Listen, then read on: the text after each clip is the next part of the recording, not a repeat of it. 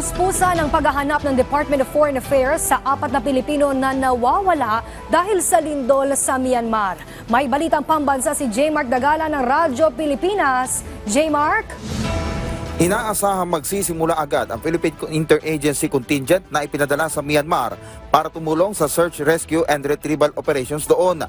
Ito ay makaraang kumpirmahin ng Philippine Air Force na nakumpleto na ang 2 batch ng Pinoy contingent na umalis sa bansa nitong Abril 1 at 2. Ayon kay Philippine Contingent Commander Lieutenant Erwin Diploma, walang sasayanging oras sa mga miyembro ng lupon dahil bawat sandali ay mahalaga upang makasagip ng buhay.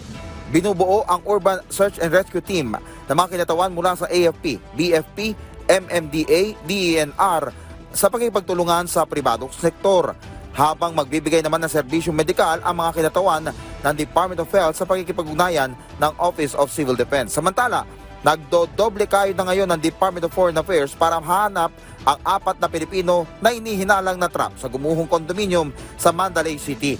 Bukod sa iniisa-isa ng ating embahada ang mga bangkay na nakukuha sa naturang gusali, nakikipag-ugnayan na rin sila sa mga ospital at mga local rescuer. Bagaman karamihan sa mga nare-retrieve sa kondominium ay wala ng buhay, umaasa pa rin ang DFA na buhay pa rin ang 4 nating kababayan. Mula sa Radyo Pilipinas, J. Mark Dagala para sa Balitang Pambansa.